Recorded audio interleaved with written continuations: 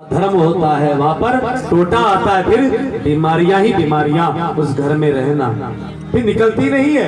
एक ठीक हुआ दूसरा बीमार, दूसरा तीसरा बीमार। इसलिए ध्यान दे, परिवार में आपस का प्रेम बहुत जरूरी है। महाभारत का भयंकर युद्ध हुआ जमीन के लिए, राजपाट के लिए, और आखिर में क्या हुआ? कौरव हार गए और पांडवों में भी केवल 5 पांडव बचे रह गए, सब खत्म हो गए। और पांडव भी क्यों बचे? क्योंकि पांडवों ने भगवान का सहारा लिया। श्री कृष्ण ने पांडवों को बुलाना दिया। कुंती ने कहा, हे गोविंद, ये क्या हुआ मेरे परिवार के साथ?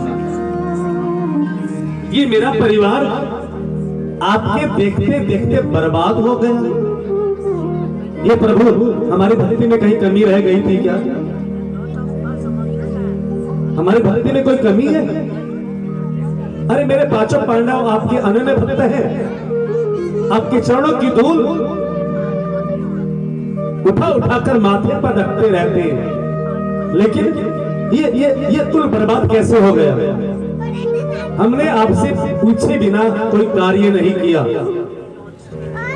हमने आपसे कहे बगैर कोई कार्य नहीं किया, लेकिन ये क्या हो गया? कृष्ण कहते हैं, बुआ सुनो, पांडवों ने जुआ खेला, मुझे नहीं बताया। कोई अच्छा काम करना हो तो मुझसे पूछे, कोई नेक काम करना हो तो मुझसे पूछे, और कोई बुरा काम करना हो तो मुझे एक तरफ कर दिया। बुआ, यदि 5 पांडव जुआ खेलने से पूर्व मेरी अनुमति, हर बात में मेरी अनुमति ली उन्होंने, लेकिन जुआ खेलते समय मेरी अनुमति नहीं ली, मेरी आज्ञा नहीं ली और चुप गया। लेकिन जुआ खेलते समय मुझे भी तो बुला लेते ना। और दूसरा, पांडव कोई भी काम करते थे वो मुझे सौंपा करते थे, लेकिन जरा सी पांडवों ने यहां पर गलती कर दी। दुर्योधन ने कहा पांडवों से कि मैं नहीं खेलूंगा, मेरी तरफ से मेरे मामा शकुनी खेलेंगे, मैं नहीं खेलूंगा। देखो चालाकी दुर्योधन की, क्योंकि दुर्योधन को जुआ खेलना आता ही नहीं था, शकुनी को जुआ खेलना आता था। जब दुर्योधन ने भरी सभा में कह दिया कि जो दूध क्रिया, जो जुआ खेला जा रहा है वो मैं नहीं खेलूंगा, मेरी तरफ से मेरे मामा शकुनी खेलेंगे, और युधिष्ठिर भी उस समय कह देता कि वो जुआ हम नहीं खेलेंगे, हमारी तरफ से कृष्ण खेलेगा, तो क्या पांडव हार जाते जुए के अंदर? मैं हारने देता क्या? ये कुंती बुआ, अब आप मुझे दोष दे रही हो, इसमें दोष मेरा कतई नहीं है, ये दोष पांडवों का है, जो बिना बात, बिना पूछे, बिना मतलब के मुझे अलग कर दिया और खुद चालाकी के साथ जुआ खेलने बैठे। और एक कुंती बुआ, मैं जुआ खेलता पांडवों की ओर से, तो क्या भरी सभा में द्रौपदी को नग्न करने की प्रक्रिया होती?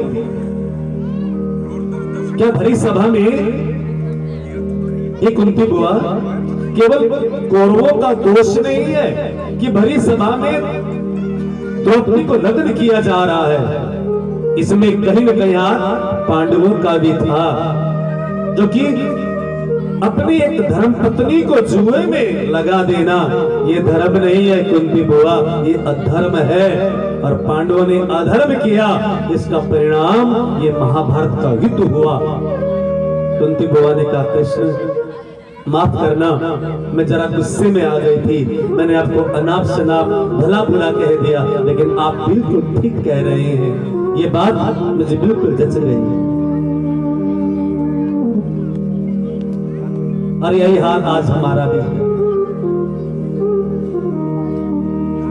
कई लोग कोई अच्छा काम हो जाए ना तो क्या बोलते, मैंने किया है, और कोई गलती, कोई बुरा हो जाए ना तो भगवान ने करवा दिया, मेरे के बस की बात, मेरे बस की बात को नहीं, भगवान ने करवा दिया।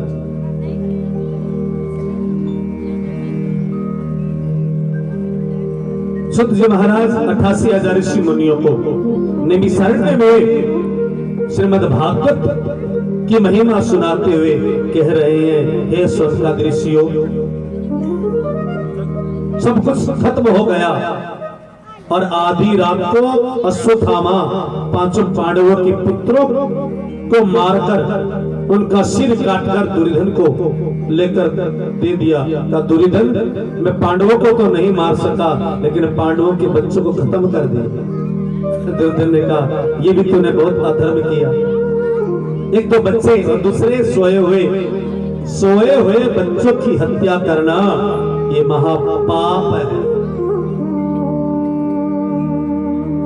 झगड़ा पांडवों और मेरे अंदर था, बच्चों से कोई दुश्मनी नहीं थी, लेकिन तुमने बहुत बड़ा अधर्म किया। अब छुप जाओ कहीं जाकर, नहीं तो पांडव तुम्हें छोड़ेंगे नहीं। सुबह द्रौपदी ने बच्चों को देखा, सिर नहीं है बच्चों का, धड़ पड़ा है, खून की नदी बह रही है, रो पड़ी। पांचों पांडवों ने अश्वत्थामा को पकड़ लिया और द्रौपदी के सामने लाकर खड़ा कर दिया। द्रौपदी, इसी दुष्ट ने तुम्हारे बच्चों की हत्या की है, बोलो इसको क्या सजा दो, बोलो इसको क्या सजा देनी है। द्रौपदी ने अश्वत्थामा को ऊपर से नीचे तक देखा और कहा, इसने मेरे पुत्रों की हत्या की है। कृष्ण कहते हैं, हाँ द्रौपदी, इसने तुम्हारे 5 बच्चों को मारा है, इसी ने तुम्हारे 5 बच्चों के सिर को काट कर पता नहीं कहां फेंक दिया है। अब बोलो क्या सजा दे इनको। द्रौपदी ने कहा, भीम, हे अर्जुन, मैं आपके आगे हाथ जोड़ती हूँ, अश्वत्थामा को माफ कर दो। सभी ने बड़े अच्छे से द्रौपदी को देखा। हाँ द्रौपदी, तुम सच कह रही हो, ये तुम्हारे बच्चों का हत्यारा है और तुम माफ कर रही हो, क्यों? द्रौपदी की आंखों में आंसू आ गए कि किसी के बच्चे, छोटे छोटे बच्चों की हत्या कर दी जाए और उसके माता पिता सामने देख रहे हो तो माँ को कितनी पीड़ा होती है, ये केवल माँ ही जानती है। मेरे 5 पुत्र यहाँ पर मरे पड़े हैं, इनकी हत्या कर दी गई, जो जितना दर्द मैं भोग रही हूँ ना, वो और किसी को दर्द नहीं होगा। और हे कृष्ण, यही दुख, यही दर्द मैं अश्वत्थामा की माँ को नहीं देना चाहती।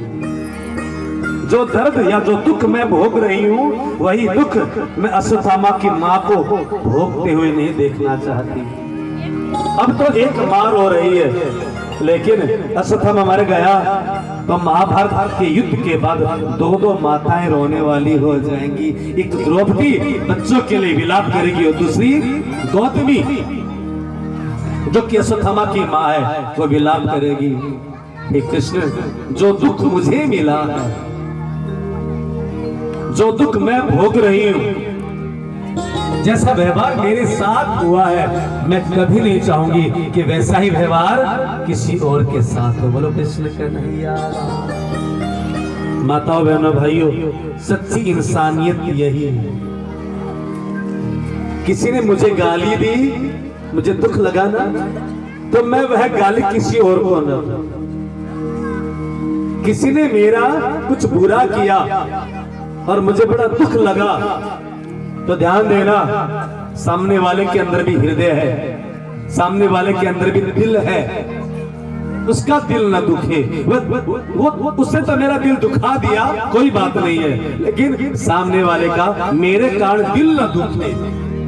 जब ये हम सोचने लग जाएंगे ना, वास्तव में हम इस इंसान बन जाएंगे, वास्तव में हम भक्त बन जाएंगे, वास्तव में हम मानव बन जाएंगे।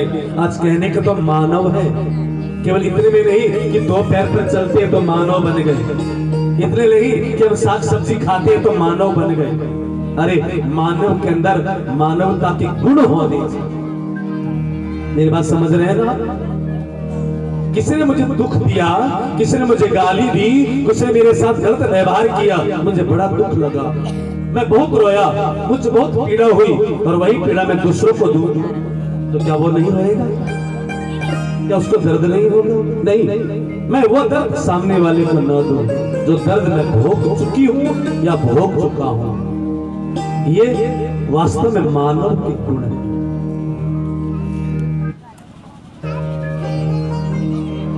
और द्रौपदी ने अश्वत्थामा को छुड़वा दिया, अश्वत्थामा का मुंह काला किया और अश्वत्थामा के सिर पर एक माथे पर एक मणि थी, जन्मजात मणि। वो मणि तलवार से कुरेद कर निकाल ली पांडवों ने। अश्वत्थामा ने सोचा मुझे मार देते तो अच्छा रहता, मेरा अपमान करके निकाल दिया, ये अच्छा नहीं किया पांडवों ने। मेरी इतनी बड़ी बेइज्जती नहीं करनी चाहिए थी, मेरे इतना बड़ा इंसल्ट नहीं करना चाहिए था। मार देते, मेरी गर्दन उड़ा देते तो मुझे सुख मिलता, लेकिन पांडवों ने मेरा अपमान किया। जो अच्छी आदत के लोग होते वो अपमानित होने से मर जाना अच्छा समझते, क्योंकि अश्वत्थामा कुछ भी हो था तो ब्राह्मण ही ना। अपमान बर्दाश्त नहीं कर पाया और पांडवों के वंशज को मारने के लिए ब्रह्मास्त्र छोड़ दिया और वो ब्रह्मास्त्र चल पड़ा। अर्जुन का पुत्र अभिमन्यु जो युद्ध में मारे गए थे, अभिमन्यु की पत्नी का नाम है मां उत्तरा। जब अभिमन्यु की मृत्यु हुई तो उत्तरा के गर्भ में एक बालक है। वो बालक कुछ समय के बाद जन्म लेगा। अश्वत्थामा ने उस बालक को मारने के लिए उत्तरा की ओर ब्रह्मास्त्र छोड़ दिया। उत्तरा घबराते घबराते कृष्ण की शरण में आई, त्राही मां, ये कृष्ण रक्षा करो, रक्षा करो। और कृष्ण उस समय अंगूठी के समान अपना आकार बनाकर उत्तरा मैया के गर्भ में प्रवेश कर गए और ब्रह्मास्त्र को निरस्त कर दिया।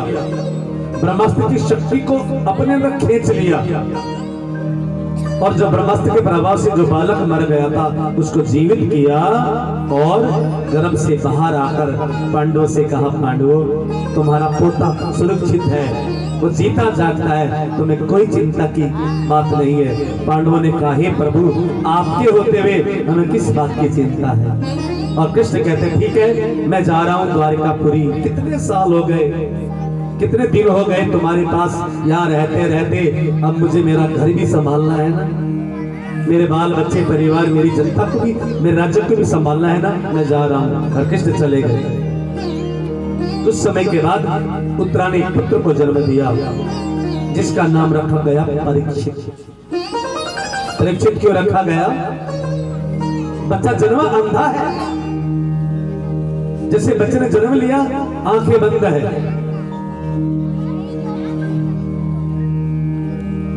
सबको चिंता हो गई।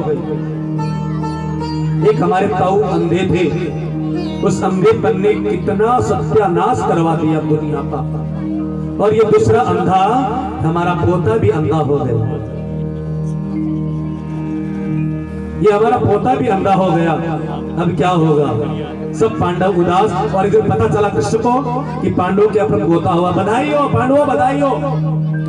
युधिष्ठिर अर्जुन बधाई हो, तुम्हें तुम्हारे यहाँ पर पोता हुआ है। युधिष्ठिर ने कहा नहीं होता तो ठीक रहे, नहीं होता तो ठीक रहता। कृष्ण का क्यों? कितना उत्साह था कि हमारे अपने पोता होने वाला है, और तुम अब तुम्हारा उत्साह कहाँ गया? युधिष्ठिर का है माधव अंधा है, वो बिल्कुल अंधा है, अंधा है। अरे गर्भ के अंदर मैं उसको देख कर आया था, बिल्कुल स्वस्थ है। गर्भ के अंदर मैंने खुद सबसे पहले देखा था, वो एकदम स्वस्थ है, अंधा हो ही नहीं सकता। नहीं प्रभु अंधा है। द्रौपदी लेकर आना अपने पोते को।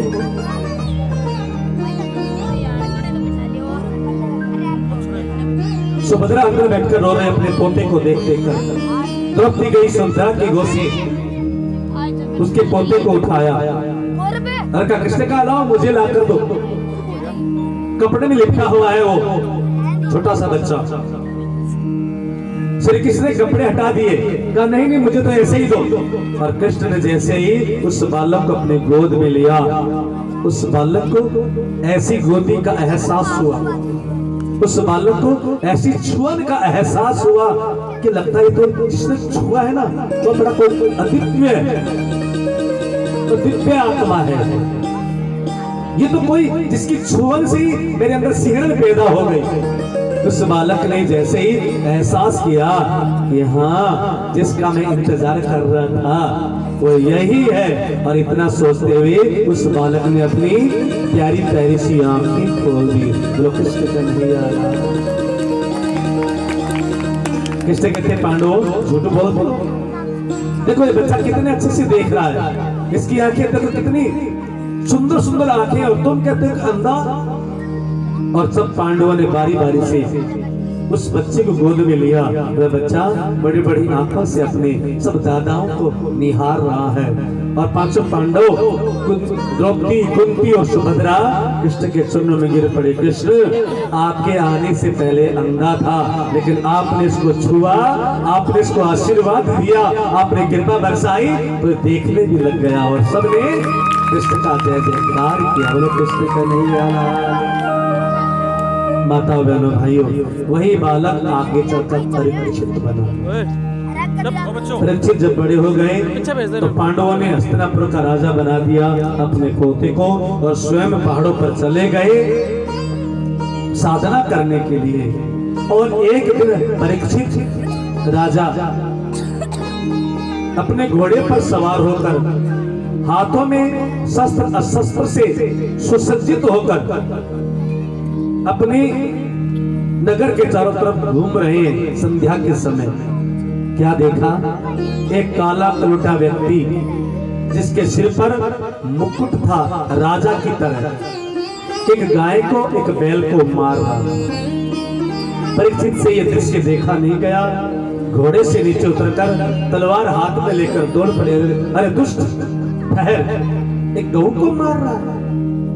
परीक्षित के राज्य में गौ की सेवा की जाती है, गौवंश की सेवा की जाती है, संत ब्राह्मणों का आदर किया जाता है, और तुम गौ और बैल को मार रहे हो। वह व्यक्ति परीक्षित को अपनी तरफ आते हुए देखता है। डर के मारे परीक्षित के चरणों में गिर पड़ा। त्राहिमाम, हे राजन, मुझे मत मारो, मैं आपकी शरण में आया हूँ। और कोई शरण में आ जाता है उसको मारा नहीं जाता है। राजन, परीक्षित ने कहा, दुष्ट तुम कौन हो? तुम्हें दया नहीं आ रही गऊ पर और बैल पर? तुम ऐसे मार रहे हो जैसे उन्होंने बहुत बड़ा अपराध कर दिया हो। तू है कौन? उस व्यक्ति ने कहा, सुनो हे राजन, सतयुग के बाद त्रेता युग आता है, त्रेता के बाद द्वापर युग आता है, और द्वापर के बाद कलयुग आता है। हे राजन, ये जो 4 युग है ना, ये मैं अंतिम युग हूँ, कलयुग। और जैसे कलयुग का नाम सुना, परीक्षित भड़क गए और अपने तलवार कलयुग के गर्दन पर रखते हुए कहा, दुष्ट, तू यहाँ मेरे राज्य में क्यों आया? तुझे पता नहीं है ये राजा परीक्षित का राज्य है, और तुम यहाँ पर चले आए? निकल जाओ इस समय यहाँ से, नहीं तो मैं तुम्हें बहुत कठोर दंड दूंगा। कलयुग ने कहा, महाराज कहाँ जाऊं मैं? और पहली बात ये बताओ, आप मुझ पर इतना चिढ़ क्यों गए? अपनी पहली जान पहचान में पहली बार आपने सामने आया हूं, और आपको मुझ पर इतना गुस्सा क्यों आया? परीक्षित ने कहा, कलयुग मैंने सुना है, जहां जहां कलयुग आ जाता है वहां अनाचार, दुराचार, भ्रष्टाचार बढ़ जाता है। जहां पर कलयुग पहुंच जाता है, भाई भाई का प्रेम खत्म हो जाता है, पति पत्नी का विश्वास खत्म हो जाता है, परिवार में एक दूसरे से छल कपट, चोरी, बेईमानी बढ़ जाती है। और मैं नहीं चाहता कि मेरे राज्य के लोग चोरी करें, बेईमानी हो, छल कपट हो, भाई भाई का बैरी हो, ऐसा मैं कभी नहीं चाहता। कलयुग ने कहा, महाराज हाँ, मेरे अंदर ये अवगुण है, ये मेरे दोष है, लेकिन मेरे युग में एक गुण भी है। क्या गुण है? तब कलयुग ने कहा, हे राजन सुनो, सतयुग में जो फल लाखों साल तपस्या करने के बाद भी नहीं मिलता था, और त्रेता युग में वह फल हजारों वर्षों तक यज्ञ हवन करने से नहीं मिलता था। द्वापर युग में जो फल सैकड़ों वर्षों तक पूजा पाठ करने के बाद भी नहीं मिलता था, वही फल कलयुग में एक घड़ी का सत्संग करने से मिल जाता है। बोलो कृष्ण कन्हैया लाल। मेरी बात समझ आई? सतयुग में लाखों लाखों साल तपस्या करते थे शांति को पाने के लिए, भगवत प्राप्ति के लिए, जीवन को सुखी बनाने के लिए, परमात्मा को पाने के लिए। लेकिन परमात्मा नहीं मिलते थे। फिर आया त्रेता युग। त्रेता युग में हवन युग बड़ा महत्व दिया जाता। सतयुग में लोग तपस्या करते थे और त्रेता में हवन करते थे। हवन करने के बाद भी जो फल नहीं मिलता था। फिर आ गया द्वापर युग। द्वापर युग में लोग पूजा पाठ करते थे, बहुत पूजा पाठ, तो भी वह फल नहीं मिलता था। लेकिन इस कलयुग में एक घड़ी का मतलब केवल 24 मिनट भी आप प्रेम से परमात्मा का भजन गा लोगे, भजन कर लोगे तो वो फल मिल जाएगा जो लाखों साल तक तपस्या करने के बाद भी नहीं मिला करता। ये कलयुग के गुण है। इसलिए कलयुग केवल नाम आधारा, सुमिर सुमिर भव उतरे ही पारा। इस कलयुग में केवल नाम का आधार है, नाम। हम इसलिए गुरुदेव से मंत्र लेते हैं, मंत्र को ही नाम कहा जाता है। उस नाम का जितना आप जाप करोगे, जितना सुमिरन करोगे, जितना आप उसको जपोगे, वो फल मिलता है जो सतयुग में लाखों साल तपस्या करने के बाद भी नहीं मिलता था। इस कलयुग में केवल नाम का सुमिरन करके सत्संग करके मिल जाता था। बड़े भाग्यशाली है इस महान कलयुग में हमारा। हाँ, इस कलयुग में पाप करने वाले भी बहुत हैं, पापी भी बहुत ज्यादा है, लेकिन इसी कलयुग में पुण्य आत्मा भी बहुत ज्यादा है जो कि बैलेंस होकर इस धरती पर जी रहे हैं। कलयुग में तुम्हें 4 जगह देता हूं। जुआ खेल रहे हो वहां पर रहना, शराब पिया जा रहा वहां पर रहना, पर पुरुष पर स्त्री गमन किया जा रहा वहां पर रहना, और किसी को बेवजह मारा काटा जा रहा वहां पर रहना। कलयुग ने कहा महाराज मुझे एक जगह और अच्छी लगती है, मुझे उस धन में रहने की आज्ञा दो, मुझे सोने में रहने की आज्ञा दो। या तो जो चोरी से लाया गया हो, या छल कपट से लाया गया हो, या किसी को धोखा देकर धन घर में लाया गया हो, उस धन में रहने की आज्ञा दो। तथास्तु। और पहुंच गए एक दिन भीम के महल में। एक बड़ा सुंदर सा मुकुट जो भीम का नहीं था, भीम उठाकर लाए थे जरासंध को मारकर। जरासंध का मुकुट सामने पड़ा था, उठाकर सिर पर रखा, और कलयुग तो उस मुकुट में बैठा ही था। परीक्षित शिकार करने के लिए, जीव जंतुओं को मारने के लिए निकल पड़े। और चलते चलते शाम हो गई, प्यास लग गई, सम्मिक ऋषि की कुटिया में पहुंच गए। सम्मिक ऋषि शाम के समय ध्यान में बैठे थे, पानी मांगा, लेकिन ध्यान अवस्था में सम्मिक को पता नहीं चला। राजा परीक्षित ने एक मारा हुआ सांप उठाया और सम्मिक ऋषि के गले में डालकर अपने महल में वापस लौट गए। राजा सिंह ने देखा कि कोई उसके गुरु के गले में मरा हुआ सांप डाल गया, हाथ में जल लेकर सांप दे दिया। जिस किसी ने मेरे गुरु के गले में मरा सांप डाला है, 7वें दिन सांपों के राजा तक्षक के डसने से उसकी मृत्यु हो जाएगी। सम्मिक ऋषि की आंखें खुली। श्रृंगी, ऐसे क्रोध नहीं करना चाहिए, बिना सोचे समझे, बिना जाने पहचाने क्रोध करना बहुत भारी भूल होती है। लेकिन श्रृंगी ने कहा गुरुदेव मैं कहीं और गुस्सा नहीं करूंगा। यदि वो राजा मेरे गले में सांपों की माला डाल देता तो मैं गुस्सा नहीं करता, लेकिन गुरुदेव आपका कोई अपमान करे ये मैं सहन नहीं करता हूँ।